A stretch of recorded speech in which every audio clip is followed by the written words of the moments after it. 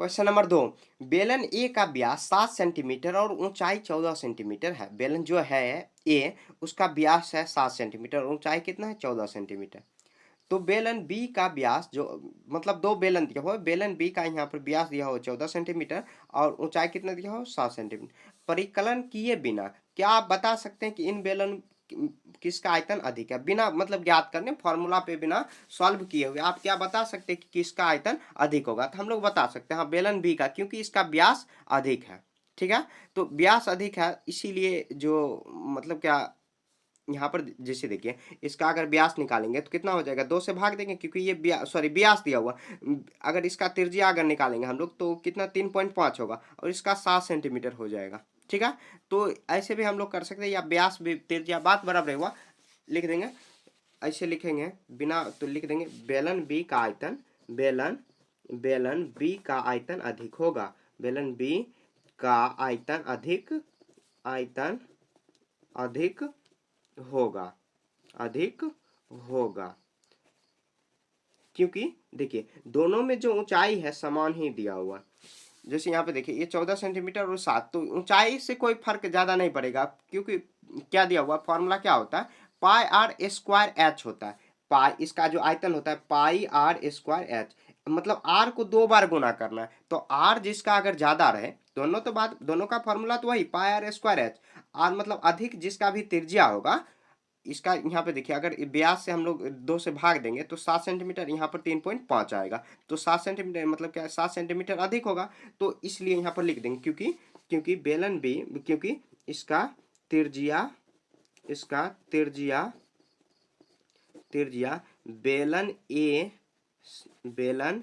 ए से अधिक है, ए से अधिक है।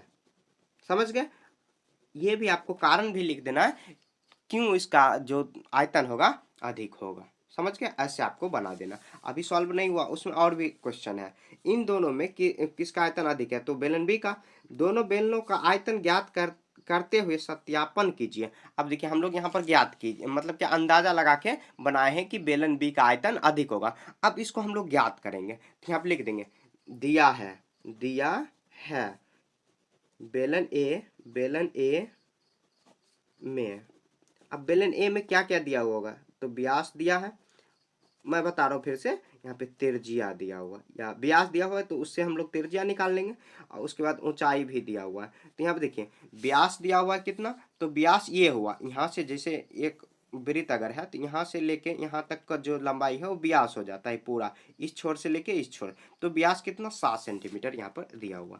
तो हम लोग त्रिज्या निकालने के लिए क्या करेंगे, 7/2, तो इसको डिवाइड करेंगे तो 3.5 सेंटीमीटर क्या होता है, मतलब क्या, त्रिज्या बराबर फॉर्मूला होता है, ये सब आप जानते होंगे, त्रिज्या बराबर व्यास/2 होता है, आर बराबर d/2 होता है। ठीक है, आर मतलब त्रिज्या, व्यास/2 होगा। तो ये फॉर्मूला आपको याद रखना। देखिए बहुत सारे काम होगा बिना फॉर्मूला बिना आप नहीं बना सकते। ये 14 सेंटीमीटर होगा, ऊंचाई लिख देंगे 14 सेंटीमीटर। देखिए यहाँ पर व्यास दिया हुआ था 7 सेंटीमीटर और त्रिज्या 3.5, मतलब निकाल लिए उससे, और ऊंचाई 14 सेंटीमीटर बेलन ए में। तो इसका हम लोग क्या करेंगे, आयतन निकाल लेंगे। तो यहाँ पे लिख देंगे बेलन ए का आयतन, बेलन ए का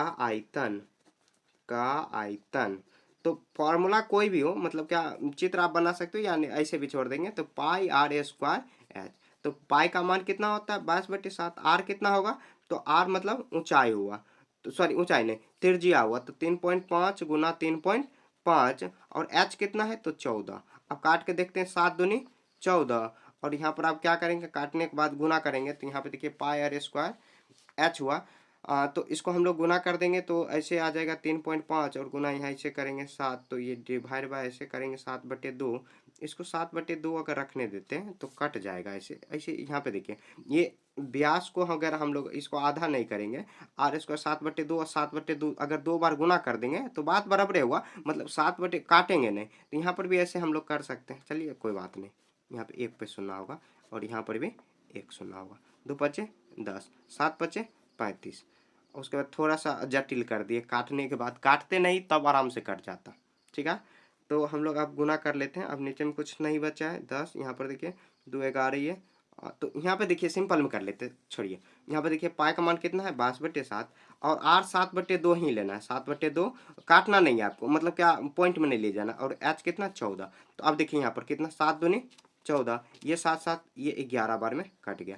तो यहाँ देखिए 11×7 = 77, 11×7 = 77 और गुना 11 होगा। तो 11×7 = 77 और गुना 11। अब यहाँ पर हम लोग गुना कर लेते हैं, और 7×7 = 49, 7×7 = 49 और गुना 11 कर लेते हैं, 49 × 11। तो देखिए ये बनाते बनाते आपको आखिर पता चलेगा कि आप क्या करोगे तो क्या और आसान हो जाएगा। ठीक है, बनाते समय ये पता नहीं चलता।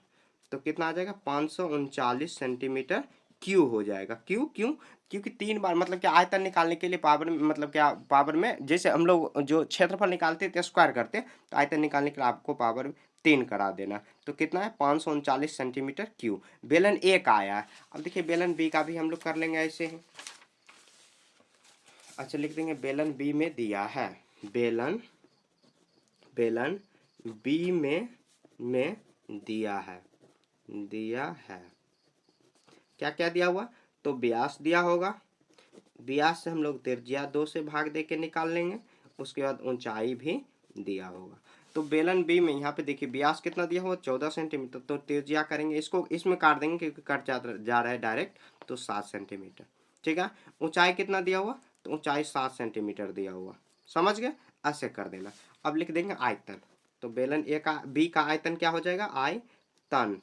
तो कितना होगा πr²h। पाई का मान कितना होगा? तो पाई का मान 22/7, और आर कितना होगा? तो आर हो जाएगा यहाँ पर 7 सेंटीमीटर, तो 7×7 कर देंगे, स्क्वायर का मतलब 2 बार गुना है। एच कितना होगा? तो 7। अब देखिए काटने वाला है तो काट देंगे, यहाँ पे काट देंगे तो कितना हो जाएगा 22 गुना कितना हो जाएगा 7×7 = 49।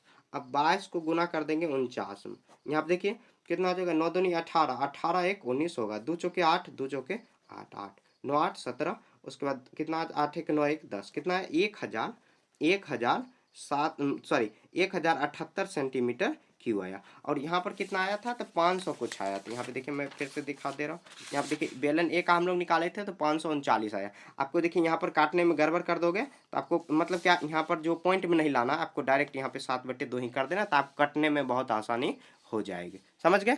ऐसे करना करते हुए अब देखिए अब हम लोग अब तो यहाँ पे सत्यापन कर दिए कि किसका जो आयतन है अधिक है। लिख देंगे अतः बेलन बी का आयतन अधिक है।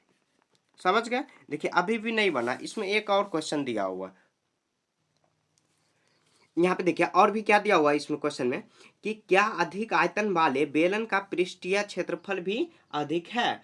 तो यहाँ पे देखिए बेलन, तो हम लोग देखिए क्या कर सकते हैं, तो यहाँ पर पृष्ठीय क्षेत्रफल निकालेंगे, और बेलन का पृष्ठीय क्षेत्रफल आप जानते होंगे, जब हम लोग पढ़ रहे थे यहाँ पर पिछले चैप्टर 9.2 उसमें हम लोग जान चुके हैं कि क्या होता है बेलन का। तो कितना होता है फॉर्मूला, अगर आपको नहीं फॉर्मूला याद है तो आप नहीं बना पाओगे। 2πr × r+h होता है। तो हम लोग लिख देंगे, पहले ऐसे डायरेक्ट लिख देंगे। यहाँ पे देखिए 3 क्वेश्चन दिया हुआ है, किसका क्षेत्रफल मतलब आयतन अधिक था? तो बेलन बी का। उसके बाद किसका मतलब क्या उसको सॉल्व भी करना है, तो सॉल्व भी कर दिया। अब पृष्ठीय क्षेत्रफल सॉल्व करेंगे, क्या आप लिख देंगे बेलन ए का पृष्ठीय क्षेत्रफल, पृष्ठीय क्षेत्रफल डायरेक्ट यहाँ पे फॉर्मूला ही कर देते हैं। कितना आ जाएगा?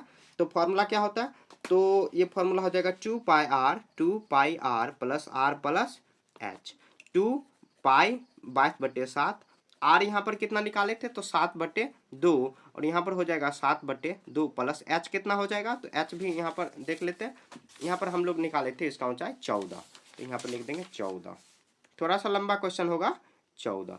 अब सॉल्व करने की कोशिश करेंगे, यहाँ पे देखिए 2 2 कट जाएगा, तो यहाँ पे कितना आ जाएगा 22, गुना में हो जाएगा, बटे में कुछ नहीं तो 1 करेंगे।